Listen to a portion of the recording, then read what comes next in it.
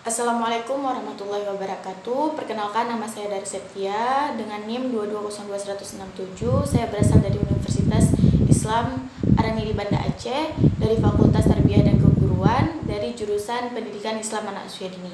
Jadi di sini saya akan menjelaskan tentang proposal saya. Saya mengangkat judul dengan judul pengembangan gamifikasi word wall terhadap kemampuan bahasa pada anak usia 5-6 tahun di Banda Aceh. Jadi di sini penjelasannya yang pertama ada latar belakang, di mana agar peserta didik dapat secara aktif mengembangkan potensi kekuatan spiritual, keagamaan, pengendalian diri, kepribadian, kecerdasan, nilai-nilai terpuji, dan keterampilan dibutuhkan dirinya, masyarakat, bangsa, dan negara. Maka pendidikan adalah suatu usaha yang disengaja dan terorganisir untuk menciptakan kesejahteraan lingkungan belajar dan proses belajar. Jenjang pendidikan yang dikenal dengan pendidikan anak usia dini di PAUD berada sebelum pendidikan dasar. Masa kanak-kanak awal adalah masa keemasan. Kadang-kadang dikenal sebagai masa keemasan dan biasanya ditandai dengan perubahan cepat dalam perkembangan sosial, emosional, kognitif, fisik, dan bahasa. Pada perkembangan, bahasa adalah salah satu bidang perkembangan yang harus ditingkatkan untuk meningkatkan IQ anak karena bahasa merupakan alat komunikasi. Lalu selanjutnya ada rumusan masalah. Jadi dalam rumusan masalah ini, apakah gamifikasi word wall dapat mengembangkan kemampuan kognitif anak usia 5-6 tahun? Lalu apakah layak gamifikasi word wall dapat mengembangkan kemampuan kognitif anak usia dini? Selanjutnya, tujuan penelitian saya yang pertama ada untuk mengembangkan gamifikasi word wall pada kemampuan kognitif anak usia 5-6 tahun. Lalu ada untuk mengetahui kelayakan gamifikasi word wall terhadap kemampuan kognitif anak usia 5-6 tahun. Selanjutnya ada manfaat penelitian saya. Yang pertama ada mendorong pemikiran kritis dan empati siswa. Lalu yang kedua, menciptakan lingkungan belajar yang menyenangkan, menarik, dinamis, inventif, dan produktif. Lalu yang ketiga, memperkenalkan anak pada konsep berpikir kritis, lalu berfungsi sebagai standar untuk mengukur keterampilan siswa. Selanjutnya ada definisi operasional. Di dalam definisi operasional ini yang pertama ada gamifikasi, di mana sebuah produk gamifikasi tersebut adalah sebuah produk, metode, pengalaman, dan desain sistem dan gaya berpikir yang menggabungkan komponen permainan untuk mengatasi masalah non-permainan disebut gamifikasi. Definisi lain dari gamifikasi adalah praktik mengubah aktivitas atau aktivitas pembelajaran saat ini dan menghasilkan konten pendidikan seperti permainan. Gamifikasi berupaya memotivasi orang untuk mengambil tindakan pembelajaran terbaru melalui media digital. Lalu yang kedua ada word wall. Jadi di sini salah satu aplikasi web yang telah menarik banyak orang untuk membuat gamifikasi tersebut. Tujuan khusus aplikasi ini adalah untuk memberikan siswa sumber belajar, media, dan alat penilaian yang lebih menyenangkan. Ada juga contoh karya guru di halaman word wall untuk memberikan gambaran kepada pengguna pemula tentang seperti apa kreasinya. Lalu ada bahasa. Jadi bahasa di sini adalah bahasa memiliki banyak tujuan dalam kehidupan manusia. Bahasa merupakan aspek integral dari masyarakat. Tujuan utama bahasa adalah untuk memfasilitasi kontak manusia. Lalu selanjutnya ada kajian relevan. Jadi di dalam kajian relevan ini saya ada mengambil 3 artikel atau 3 jurnal sebelumnya tentang jurnal-jurnal sebelumnya. Jadi di sini saya mengambil jurnal dari Rahmawati dan Yusdiani yang judulnya penerapan games word wall untuk menstimulasi bahasa reseptif anak usia dini di TKA PKK Bulu Lor. Lalu yang kedua ada saya mengambil artikel yang kedua dari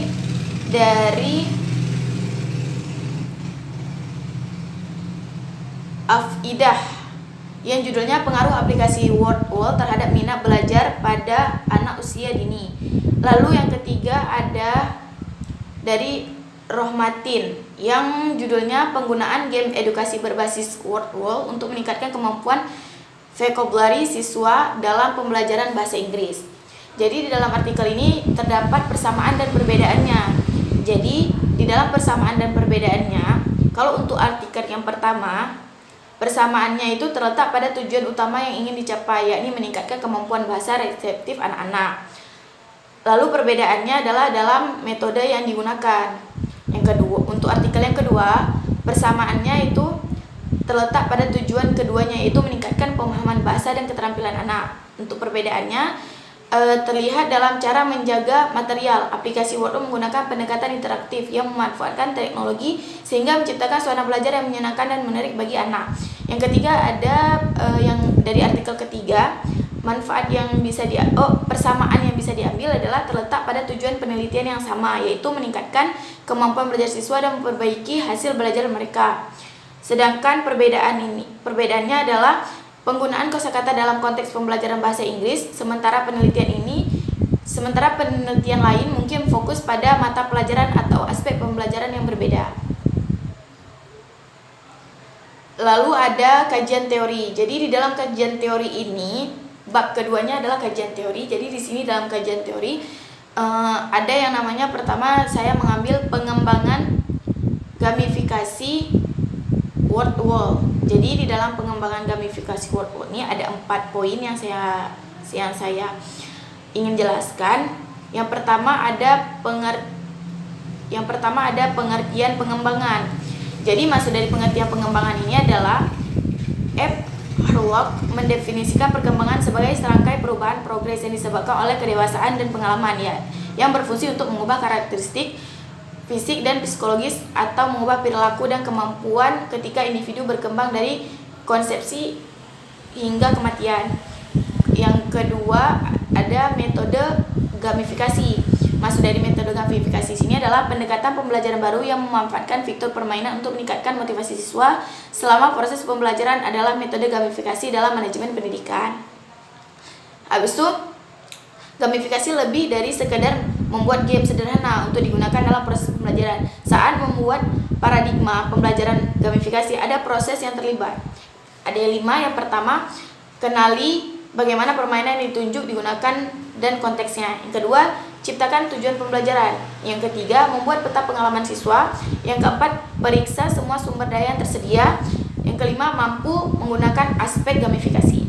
Habis itu selanjutnya yang ketiga ada aplikasi WordWall. Jadi di sini program WordWall ada sumber online yang menawarkan aktivitas pendidikan menarik dengan kuis interaktif. Siswa mungkin menganggap aplikasi ini sebagai media sumber belajar dan alat penilaian yang menarik. Dengan menampilkan daya cipta pendidik, WordWall memfasilitasi penggunaan dan pembuatan sumber daya media untuk penggunaan baru. Lalu yang keempat ada kelebihan dan kekurangan aplikasi gamifikasi WordWall. Di sini yang kalau untuk kelebihannya, yang pertama pemula dapat memahami dengan mudah. Yang kedua, beragam template dan fitur. Jadi di dalam fiturnya ini ada 18 fitur. Mungkin dari teman-teman semua atau ibu sendiri bisa mencari apa saja 18 fitur itu fitur templatenya. Yang ketiga adalah ada fungsi multiplayer. Maksud dari multiplayer ini adalah menggunakan perangkat mereka sendiri untuk menggabung dalam permainan yang sama pada waktu yang sama berkat fitur multiplayer WordWall tersebut. Habis itu kekurangan dari aplikasi ini adalah ukuran font tidak dapat diubah, ada lebih sedikit warna pada player. Habis itu free trial. Masuk free trial ini kalau untuk yang pro atau VIP istilahnya gitu, itu berbayar. Lalu ada manfaat, yang kelima ada manfaat aplikasi WordWall. Yang pertama dengan membuat pembelajaran menjadi menarik dan menyenangkan. Media yang ada dalam WordWall tersebut bisa menyenangkan anak karena dia di dalam tersebut ada bukan hanya ada gambar tapi ada suara juga dan musik-musik seperti musik-musik menyenangkan untuk anak. Jadi anak mungkin lebih tertarik menggunakan gamifikasi ini atau web ini dalam pembelajaran. Yang kedua, memfasilitasi penggunaan bahan pembelajaran yang inovatif dan kreatif oleh pendidik. Dan yang ketiga, mudah digunakan dan diterapkan baik di laptop, PC maupun gadget. Setelah itu dapat diakses di mana saja dan kapan saja. Habis itu untuk yang kedua ada kemampuan berbahasa pada anak usia dini. Di sini juga saya mengambil sekitar 4 poin.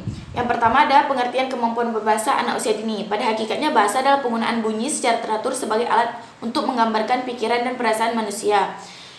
Harun dan Soeharto 2009 halaman 126 menegaskan bahwa bahasa adalah tanda yang melengkapi suatu tujuan serta mempunyai struktur dan makna yang terpisah dari pemakaiannya. Lalu ada yang kedua, ada aspek-aspek pengembangan kemampuan berbahasa pada anak usia dini. Yang pertama ada menyimak. Yang maksud dari menyimak di sini adalah diperlukan penggunaan kata-kata yang jelas untuk menyampaikan pesan yang menarik dan sukses dalam penyampaian pembahasan tersebut. Maksudnya di sini menyimak di sini anak-anak biasanya akan menyimak pembelajaran yang kita ajarkan atau pendidik yang mengajarkan. Jadi kita sebagai pendidik harus menggunakan bahasa-bahasa yang mudah dipahami oleh anak. Yang kedua berbicara, gunakan bahasa-bahasa untuk melakukan percakapan langsung guna meningkatkan kemampuan komunikasi anak. Yang ketiga membaca. Maksud dari membaca di sini adalah menumbuhkan kemampuan membaca dan memahami bahasa tulisan. Yang keempat menulis. Di sini anak disuruh untuk menulis kata-kata dengan benar, kalimat dengan benar, dan pengejaan tulisan itu dengan benar. Lalu yang ketiga ada teori-teori pemerolehan bahasa. Ada 5 teori. Yang pertama ada teori mentalistik. Maksud dari teori di sini adalah keterampilan dan kemampuan berbahasa adalah bawaan. Sebagian lagi berpendapat bahwa kapasitas berbahasa dipengaruhi oleh faktor internal dan eksternal. Yang kedua, teori fungsional. Dalam hal pembelajaran dan pemulihan bahasa, teori fungsional memandang bahwa bahasa sebagai hasil dari kapasitas kognitif dan efektif yang meningkatkan kemampuan seseorang untuk mengeksplorasi lingkungan sekitar dan berinteraksi dengan orang lain. Yang ketiga ada teori kognitivisme. Teori ini pertama kali dikemukakan oleh Jean Piaget pada tahun 1954 yang menyatakan bahwa pertumbuhan kognitif menentukan kemahiran berbahasa.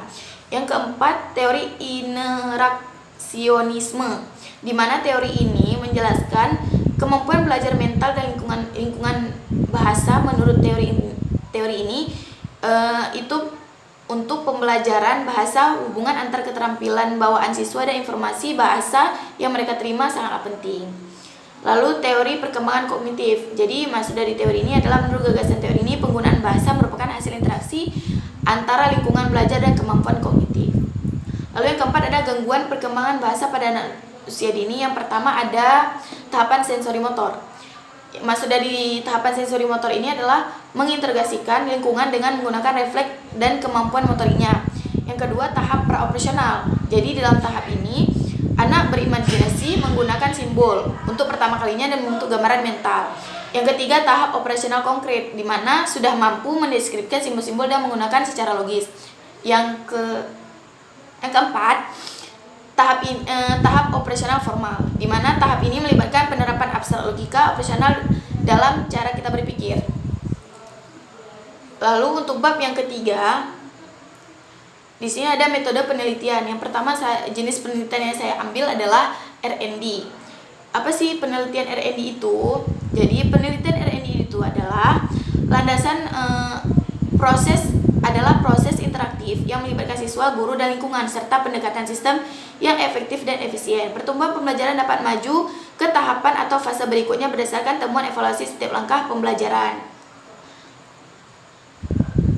Lalu yang kedua ada prosedur penelitian. Jadi untuk prosedur penelitiannya itu juga sama, karena kan saya mengambil jenis penelitian saya R&D. Jadi di sini dalam prosedur penelitian ada 5. Yang pertama itu ada analisis. Jadi di analisis ini adalah fase ini mencakup studi kelayakan produk serta penilaian kebutuhan pengembangan produk atau model dari pembelajaran yang kita ambil. Kayak gitu. Lalu yang kedua desain. Jadi produk yang perlu dikembangkan sekarang telah dirancang. Maksudnya desainnya, jadi produk yang udah kita ambil itu sudah kita desain sendiri gitu. Jadi dia udah bisa digunakan dalam pembelajaran. Yang kedua development. Produk pengembangan kini siap untuk diuji atau digunakan dan alat untuk mengukur efektivitasnya telah dikembangkan.